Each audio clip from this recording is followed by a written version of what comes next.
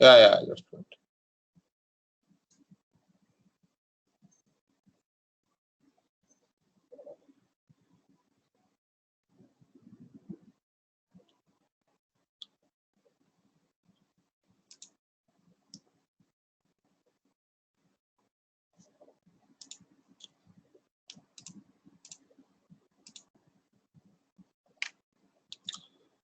Okay, so with respect to the systematic risk, we have discussed about the market risk, which is nothing but the beta, which gives this relationship or the sensitivity of a particular market return with respect to the individual returns of a particular stock or particular kind of assets. Then we have discussed about the interest rate risk. Interest rate risk means whenever your interest rate is going to fluctuate, how the price of a particular asset is going to be changed. And it has two components. One is your price risk, other one is the reinvestment risk.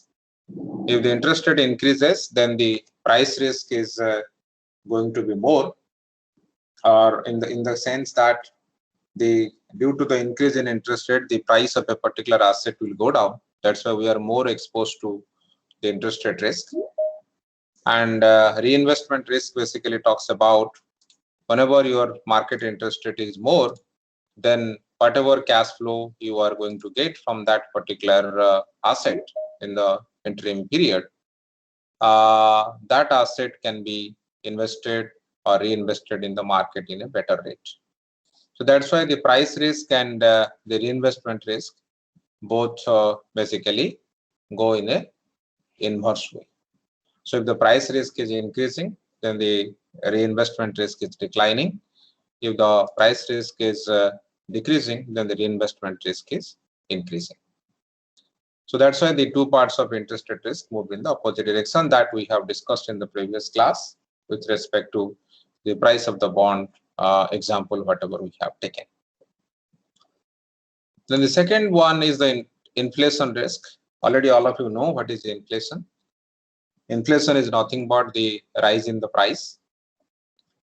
So whenever your inflation is increasing, then your real rate of return from the market is going to decline. So inflation risk is basically measured with respect to how this inflation is going to behave, or inflation is going to happen in the market in the future. So it talks about the expected inflation. So that whenever you talk about the expected inflation means what is the inflation which is going to prevail in the market in the future. That basically talks about the expected inflation or the anticipated inflation which is going to happen. According to this trend, or according to the different kind of factors which influence the inflation, we can expect that the inflation is going to be up and down, and accordingly the market rate of return from the different assets are basically is going to be affected. Then the other type of risk is the exchange rate risk or currency risk, what we call it. It is basically refers to the variability of the cash flow with respect to the international transactions, or particularly in the trade market, export and import. So if your exchange rate is going to be fluctuated, then how the export and import performance is going to be changed, and accordingly the price and we can say that revenue of the different entities who are involved in this particular business, these are also going to be affected. So because of this, we have always talked about that the exchange rate is also a major factor. Mostly this affecting those companies which are involved in this export import business. And mostly if the exchange rate is fixed in a particular market, then exchange rate risk is not there, because anyway the exchange rate is fixed. So accordingly the revenue and the other kind of parameters which are influenced by the exchange rate, they are not going to be affected by that. But whenever there is a freely floating exchange rate system prevails in the market, so exchange rate can be always determined by only by the market forces, demand and supply factors of the particular market, foreign exchange market. So in that case, we are more exposed to this exchange rate risk. So that is another type of risk always we face whenever we talk about the systematic risk in the market. Then we have the country risk. Country risk is basically related to the political stability. How the country is exposed to the political stability, that basically, or how the country is basically always affected by the political unrest and economic unrest which is happening in the particular country.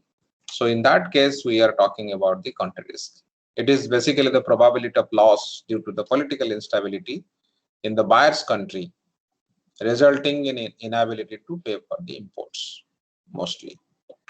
So if you don't have a stable government, for example, if you talk about the current situation in the global arena, wherever there is a political unrest is going on, you take any example, whether it is Afghanistan and other countries, if there is some kind of political unrest which is going on, or in some countries where the government is not that way stable, then in that case, the policies which are taken by the government, these are mostly influenced, or there is some kind of volatile situation always occurs in that particular system. So because of this, we are more exposed to country risk for that particular country. So in that case, country risk is another factor which is affecting the investments in the market, and as well as it also affects the kind of price which is determined in that particular market with respect to the different type of assets. So in that sense, we can say that the companies or any kind of entities which are operating in that system, they are exposed to the country risk in a larger way. So these are some of the broad country risk, systematic risk, what we can call. We have market risk. Yes. So exchange rate risk is like affected by the impositions of the government on import and export, right?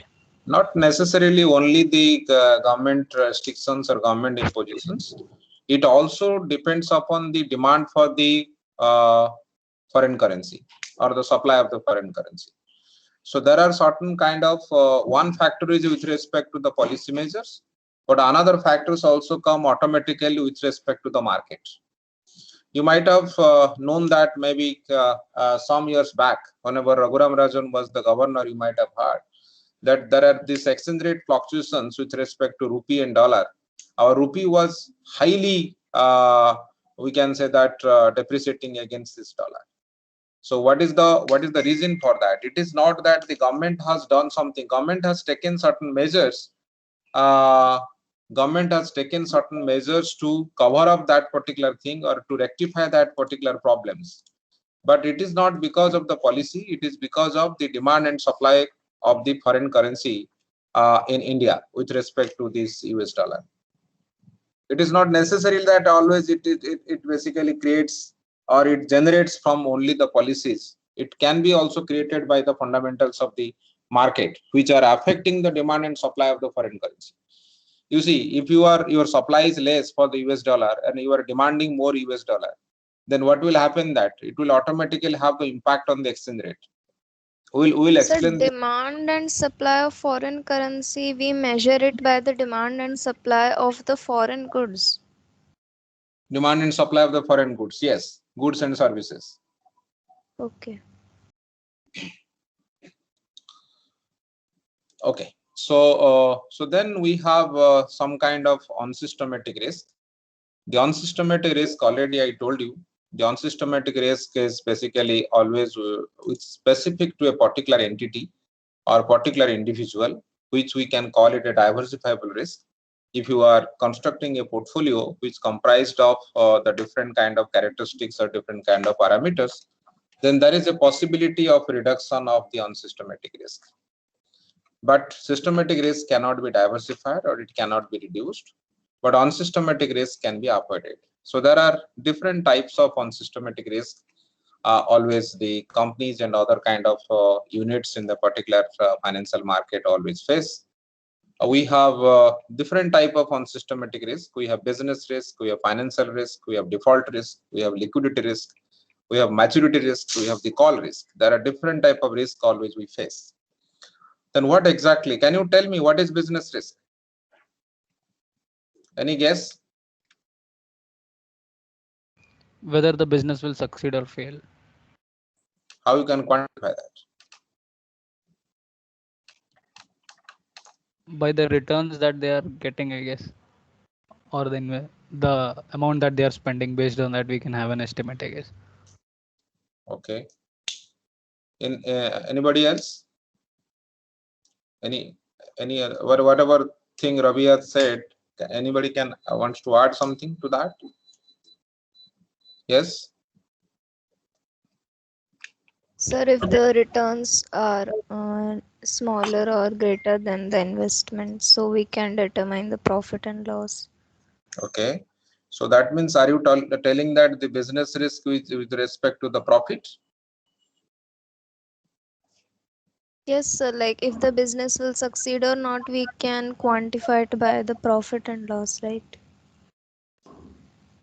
Also, sir, there will be like some compliance risks, like which exists in pharmaceutical industries and all. Mhm.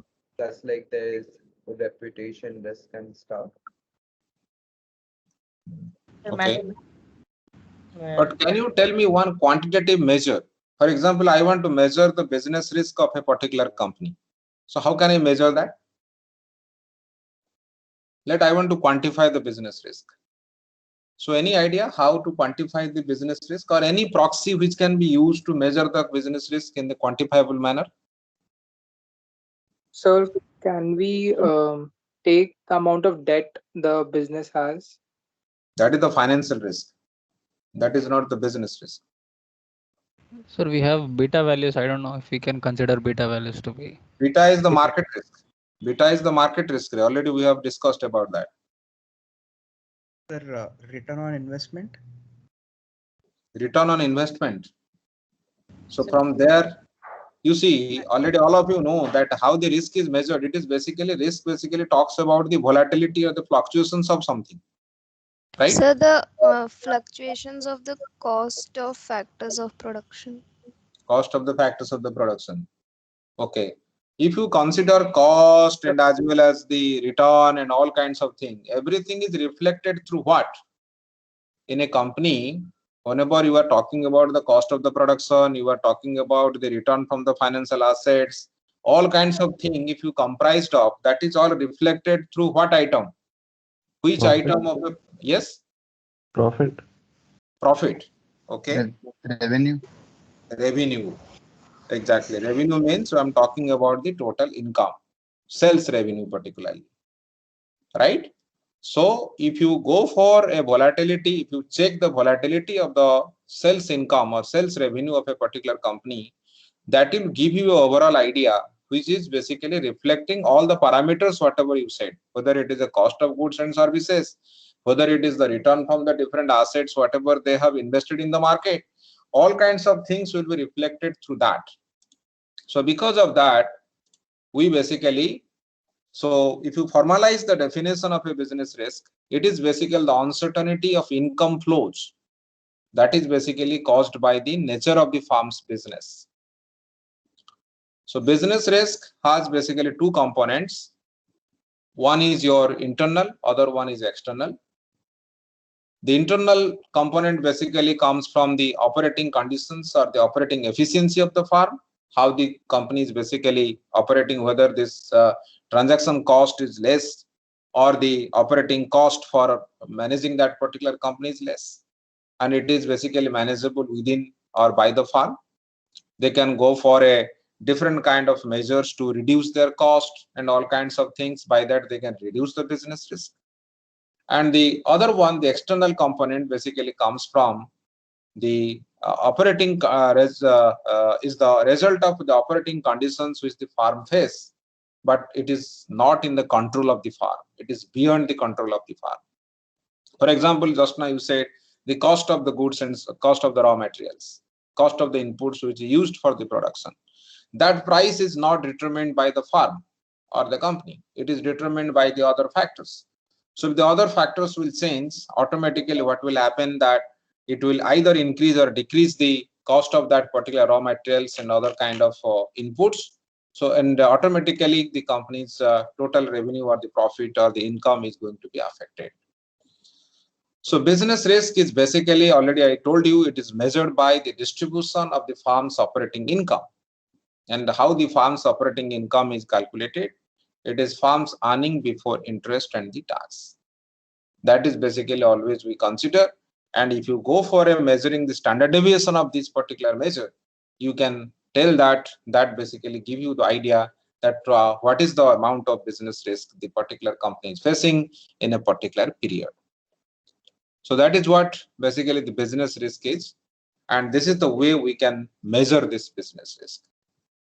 And second one, the other type of risk, what Sir, the but tell me. risks, like risks are come from the factors which are beyond the control of the company, right? So it will be affected more by the cost of factors of production. But like, how are we quantifying it with the revenue? Even if the revenue is less, like it is the price into quantity, but cost increases too much, then the retained earning that the companies will get will be very less. No, I'm not talking about the, you see, what measure I told you, it is basically net income of, what is the measure I told you just now? Net operating, this operating income. Operating income is firm's earning before interest and tax, right? Yes, sir. So firm's earning before interest and tax means what?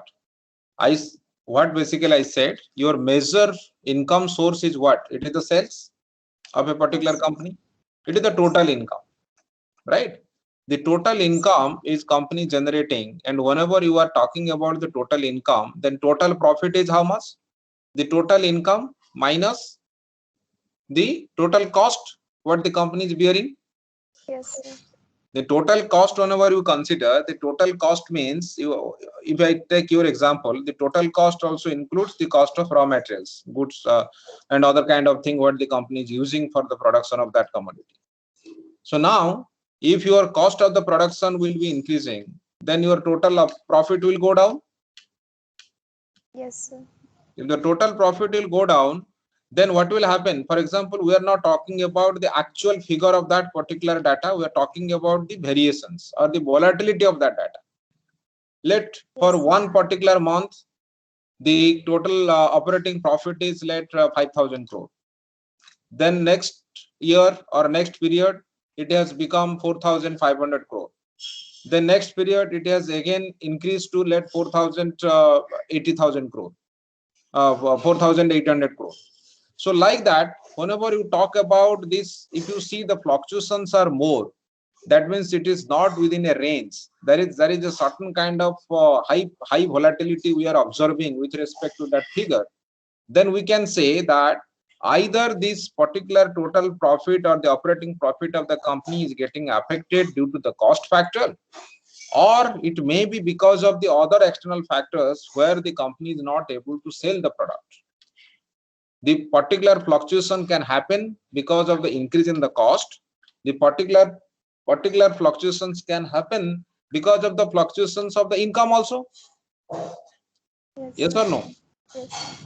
So if you cannot sell the product, or the demand for the product has gone down because there is another product which is available in the market, which is a better product and the price is more competitive, then in that case also your total profit gets affected.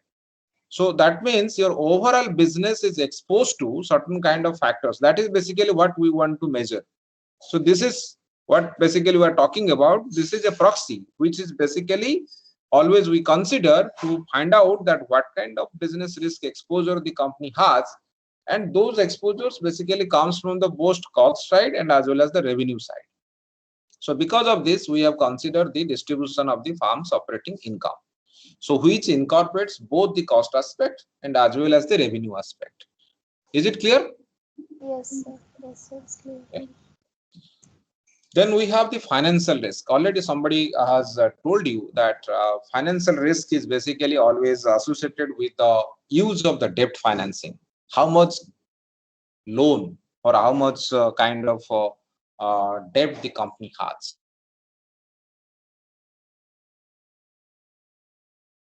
Is a financial risk because the earnings what the company is making, it is not sufficient enough for the investment in the next period. That's why company is going for a debt.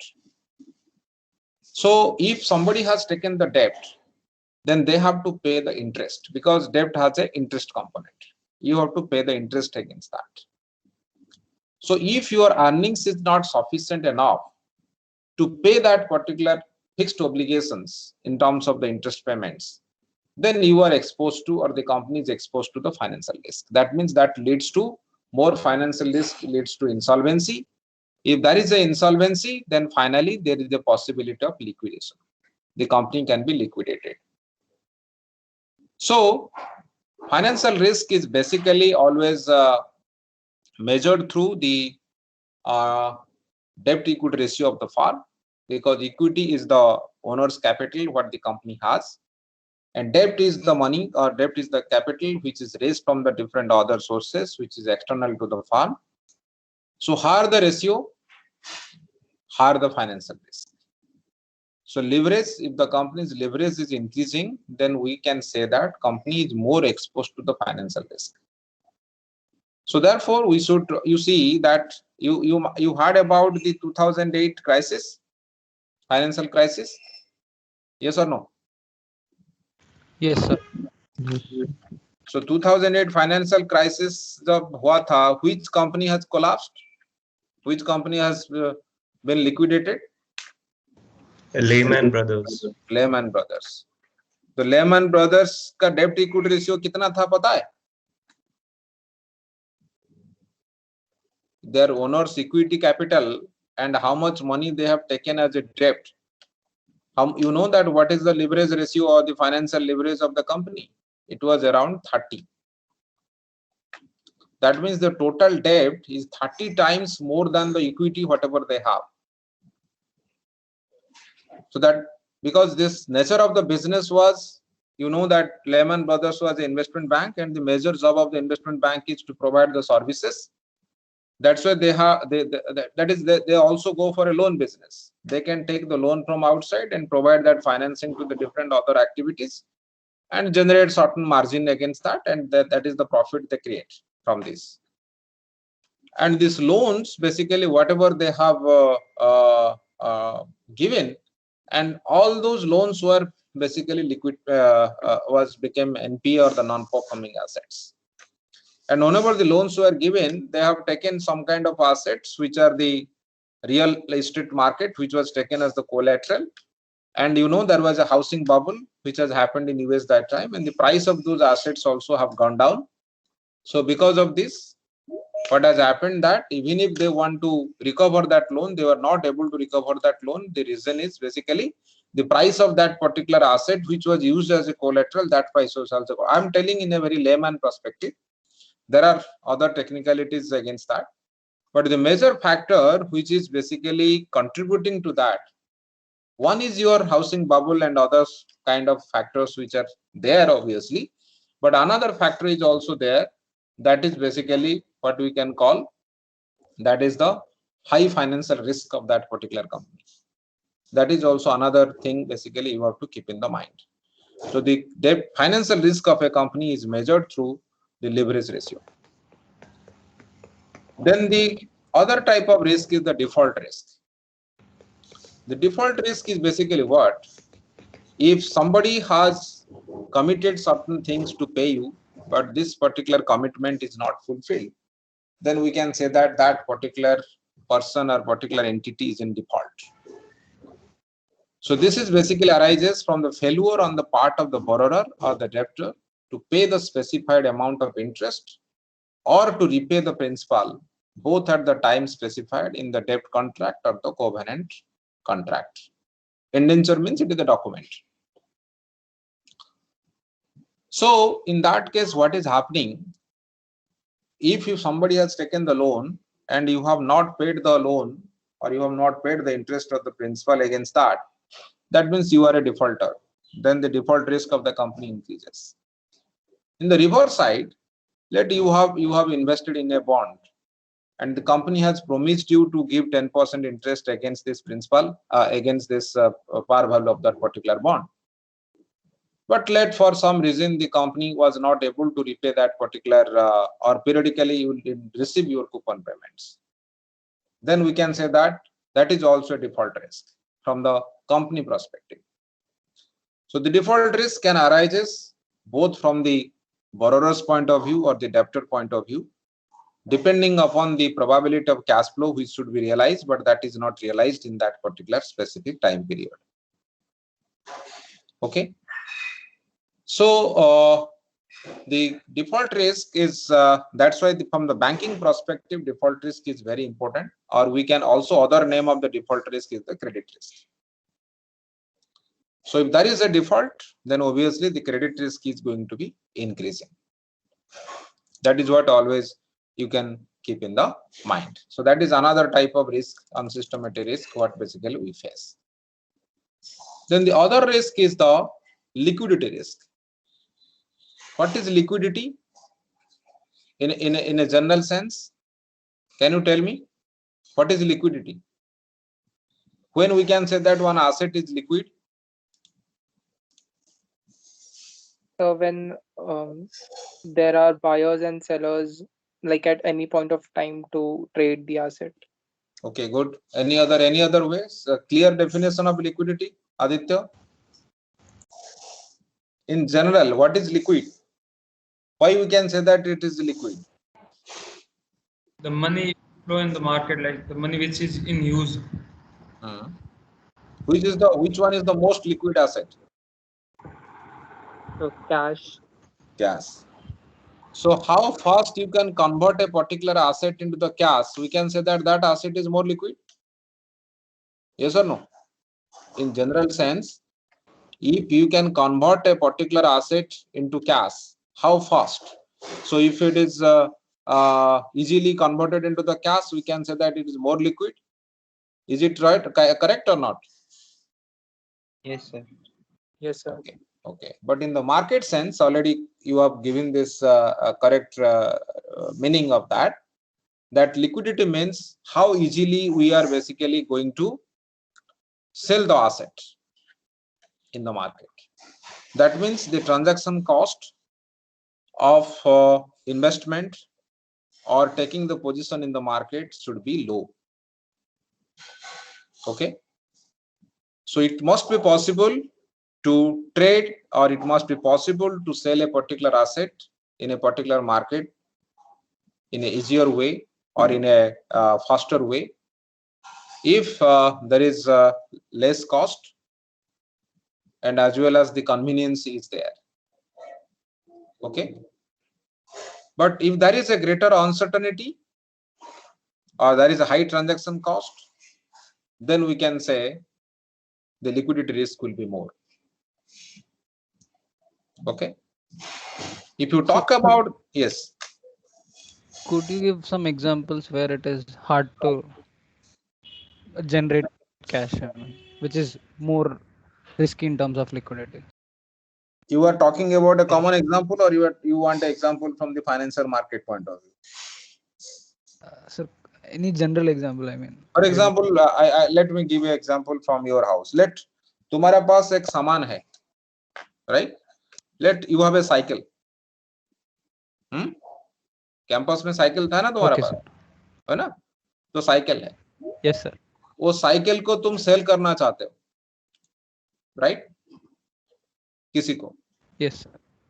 So if you want to sell the cycle to somebody, so either if really your cycle market in this particular place or that particular time will be very much competitive, will be very much efficient. In that sense, what will happen that it will be easy for you to dispose your cycle or to sell your cycle and you get back your money. Yes or no? Yes sir. But if no takers will be there, or there is a huge gap between the price whatever you are charging and whatever price somebody is ready to pay. Let your price is the seller's price and somebody is basically going for the buyer's price. That we call it the bid and ask price. You are asking, you are seller, that means you are asking. Somebody is basically ready to pay. In general term, we can say that he is bidding. So that's why you are ready to sell your cycle at a price of 3,000 rupees, but he's not ready to pay you 3,000 rupees because there is a huge information gap about you, about your cycle between you and this particular person. But let your cycle has all the proper documents. You are telling that I bought the cycle at a price of 10,000 rupees. Already I have used it for 3 years. You have calculated some depreciation and something. Then finally you say that, okay, now the price should be 3,000 rupees. But let you don't have any document. And you don't maintain anyway, we don't maintain any record. Whenever you have not maintained any record, whether your cycle has met any kind of major failure or major accident inside the or there was some kind of parts which are missing, or there is some problem with respect to the different other machineries with respect to the cycle, that thing only is known to you, that is not known to the buyer. Yes or no? Yes, sir. So if buyer does not know these things, but seller knows, but let nothing has happened. You are telling that my cycle is perfect. I have used without any hassle for 3 years, without any difficulty. Now I am going to sell it at 3,000. Below 3,000, I am not going to resell it. But what is the proof? What is that kind of transparency you have created, or any documentation you have maintained? By that you can convince the buyer, now whatever things you are telling, that is correct. So then what will happen, that okay, 3,000, even if he's not ready to pay 3,000, he will be agreeing to pay you 2,800. But if there is a huge information gap about your cycle and the buyer is not convinced, then what you will do? He will basically say that, okay, I'm not going to pay you 3,000 rupees. Maximum I am going to pay you 2,000 rupees. In that case, what basically we can say, first case, if the information is clear, there is less information gap between you and this buyer and the sellers, then the buyer's price and seller price difference will be less. That what in our language we call it the bid-ask spread. The spread will be less. But if you are feeling that there is a huge information gap between the buyers and sellers, then what will happen, that previous case it was 200 rupees gap, now it is a gap of the 1,000 rupees. So if the gap is more, then we can say that market is less liquid and you are facing difficulty to sell the cycle at a particular price, whatever price you are interested to sell it. So in that case, that is a less liquid market, and the liquidity of that particular market is basically less. Yes, sir, I got it. Okay, so that is what basically what we call it, the liquidity in the market, or we can say that how easily this can be converted to liquidity in the market. Excuse me, sir. Yes. Sir, in the example that you gave, does competition vary the liquidity risk? Because if there are Competition is also is related to liquidity. There is a relationship. Okay. If market is highly competitive, then it will have the impact on the liquidity also, because the competition increases basically the or competition helps to reduce the gap, information gap between the different participants. Okay. Yes, sir.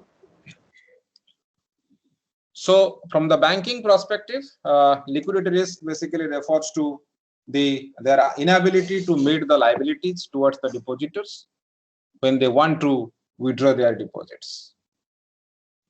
Okay, so this is what basically always we see. The next one is the maturity risk. Maturity risk basically arises when the terms of maturity of a particular security happens to be longer. Okay, so anything in the longer period is basically always risky.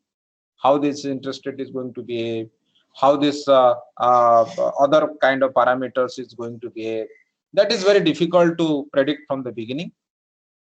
So since forecasting or looking at the future environment conditions and situations becomes more difficult, then if you stretch more, That's why the long-term interest rate can give higher return than the short-term interest rate and all these things.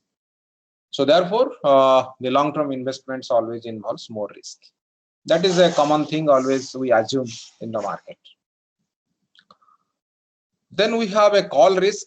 I will explain this call risk part whenever you come to the bond, because you know that whenever you are investing in a bond has a call feature. Whenever the bond is issued, in the beginning, if the bond, all the bonds might not have the call feature, but some of the, if any bond has a call feature means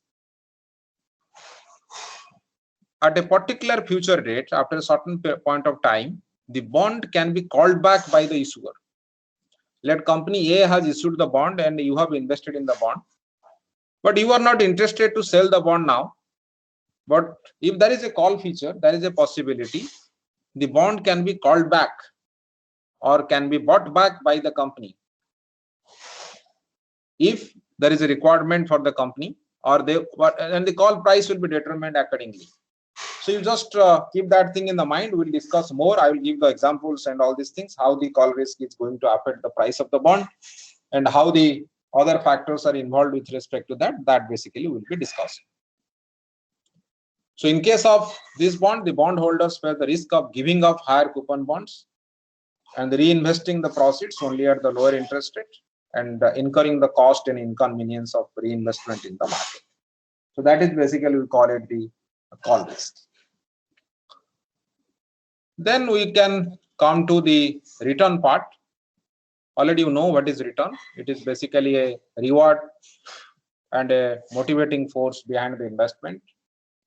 And always the objective of the investor is to usually maximize the return. And there are certain return components or return concepts you have to keep in the mind. Return has a typical investment whenever you are making. Mostly there are different components we always face or always we observe. One is the periodic cash flow. For example, you are investing in a bond, you are getting the coupons which is periodically. If you are investing in a stock, you may get dividend also periodically. And other one is the price appreciation or the depreciation. That means on the basis of the market demand forces, the price also can be fluctuated accordingly. So the price fluctuations are basically tells you that whether you are a gain or you are a loss. So the income component, if you see, already I told you that either in terms of interest payment or in terms of dividend. And the capital gain or loss is the difference between the purchase price of the asset and the price at which it can be sold. For example, you have bought a asset, bought a stock at a price of 500 rupees and you are selling it at a 560 rupees. That means there is an appreciation of 10 rupees.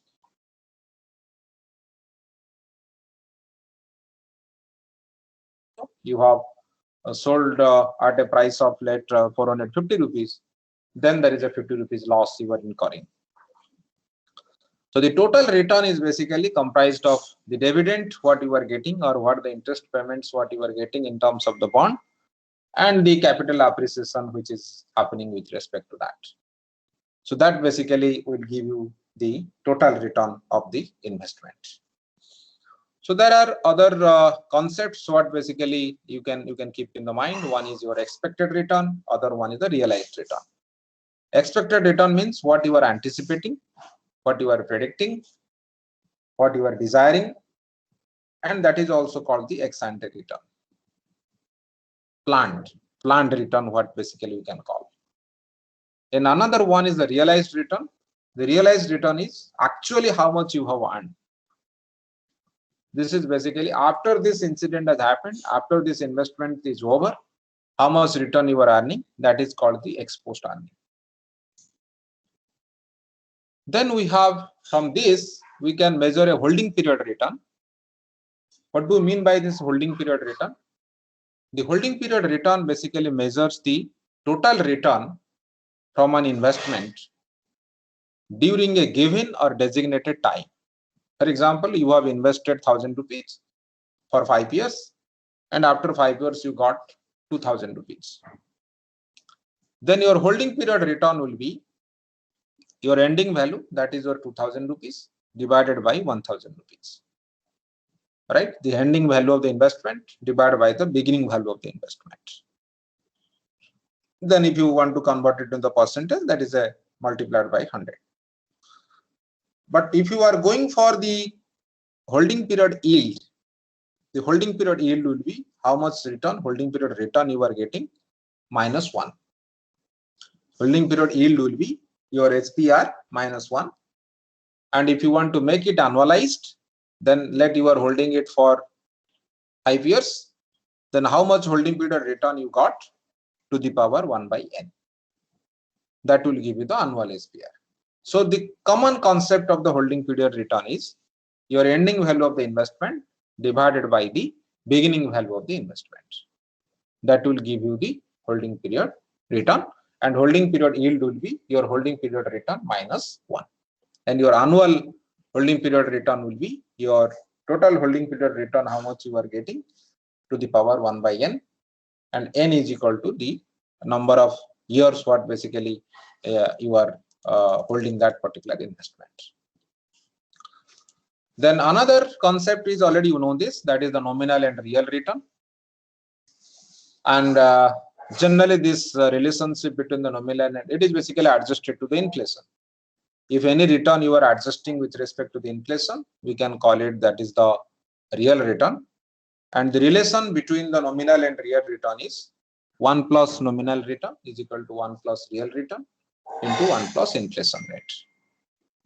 So, but in the approximation formula, the real return can be basically calculated nominal return minus the inflation rate which is prevalent in the market. But this is basically, but the actual formula is basically 1 plus nominal rate is equal to 1 plus real return into 1 plus inflation rate.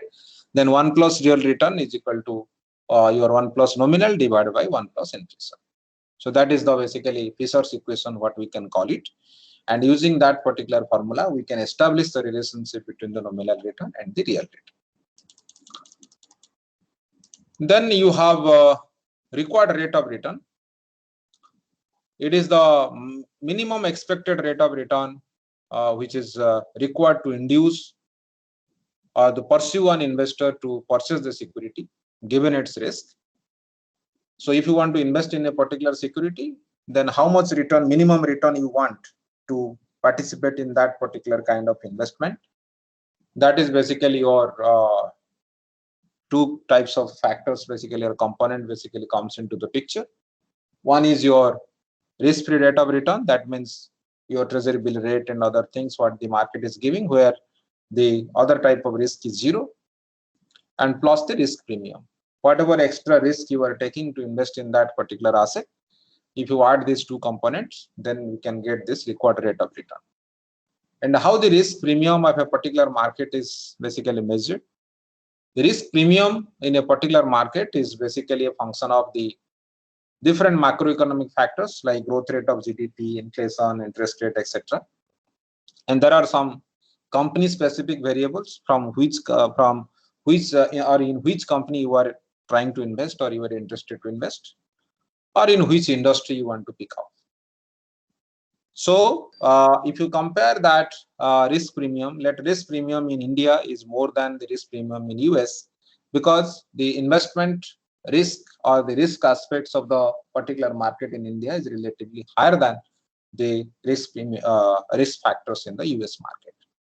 So because of this, always the risk premium in the most risky markets are always higher in comparison to the less risky markets. So that's why we have to find out the risk premium first, and we add it to the risk-free rate of return to find out the required rate of return, which is the minimum return what somebody is expecting to invest in a particular security. Then how we can calculate this required rate of return? The most appropriate approach is basically the CAPM model, your CAPM model, capital asset pricing model, which is basically used to determine this theoretically the required rate of return of a particular asset. More or less, the required rate of return is nothing but the expected rate of return. It is synonymous to that. And always we assume that we are able to diversify the unsystematic risk whenever you are investing in a portfolio, or you are investing in a particular kind of pool of assets. We are assuming that this unsystematic risk we are able to diversify, and we are only exposed to some of the systematic risk. We are only exposed to some of the systematic risk, and that systematic risk is one. That systematic risk is basically only represented by the market risk, which is basically the beta. So all of you are aware about this CAPM model? Yes or no? Yes.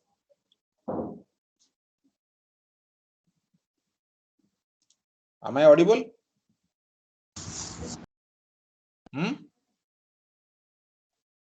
Yes, sir. Yes. You are audible. CAPM model जानते हो पहले? No, sir. Okay. Okay. So what basically CAPM model talks about? I'll just share the whiteboard to you.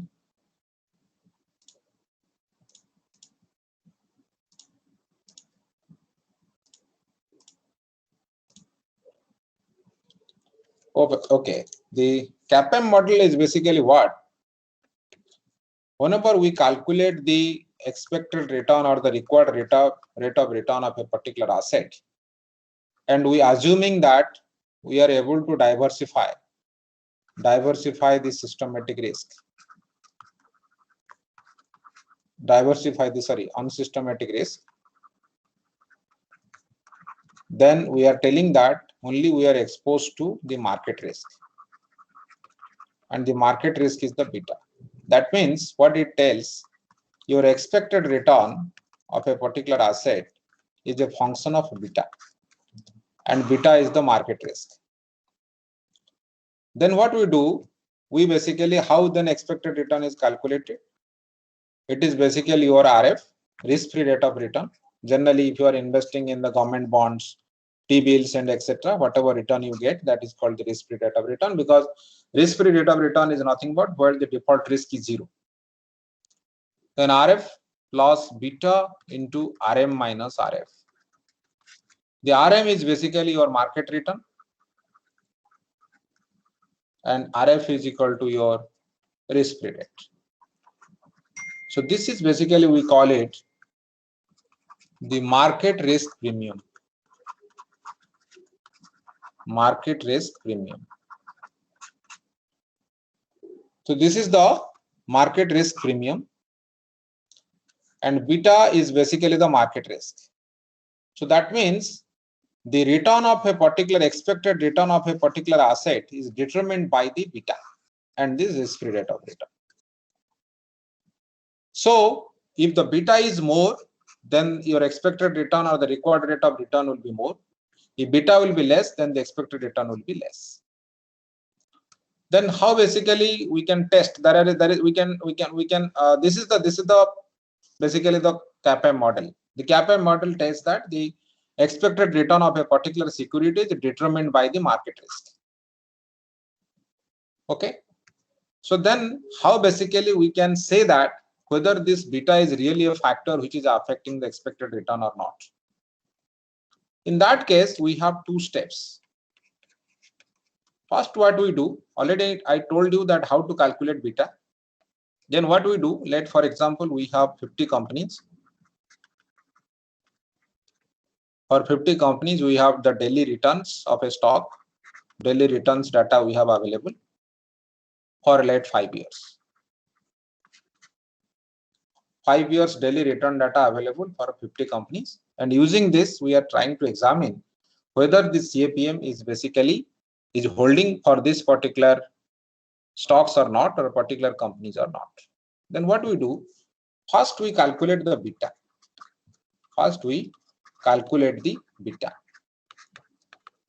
Then already we know that how we can calculate the beta, if the actual return is a function of the market return. So for each company, for each company, we take company 1, we have daily returns for 5 years, 5 years daily return like that, first day return, second day return, third day return, like that, up to your 500, three, how many days, generally 252 days trading days hota hai, 252 into 5, 1260. And we also have taken the market return for all those 1260 days, and we run the regression. So we get 1 beta for company 1 for this 5 years. Let beta 1. So like that, I will run this for second company. Only this column will be changed, and this column will remain same because market return is not going to be changed. Then I can get beta 2. So like that, I can get beta 50. So now I have beta 1, beta 2 to beta 50. I have 50 observations which is available with me. Then what I will do, I want the 50 returns also. So always you know that in expected return is nothing but the average returns. Average returns of the stocks. So what I will do for first company 1, I can go for a average return for these 5 years. For company 2, I can go the average return for 5 years. For company 3, I can go the average return for the 5 years. Like that, for 50 companies, we have average return for this 5 years. So R50. Now your dependent variable has become R1 to R50, and your independent variable has become beta 1 to beta 50. So I will run the regression between them and check whether the beta's coefficient is positive or the coefficient value which is we are getting against this beta, which is positive or not, whether it is statistically significant or not. Accordingly, we can check whether the beta is priced in the market or not. So that's why CAPM has 2 steps. First step, we calculate beta. Second step, we check whether the beta is really priced in the market or beta is really statistically significant to determine this market return or the expected return for that particular stock or not. So this is what always we try to see whenever we talk about the CAPM. Is it clear? Yes? Yes, sir. Okay. If anybody has any doubt, we can discuss it in the next class because I have another class. We can stop it here. Okay. Thank you.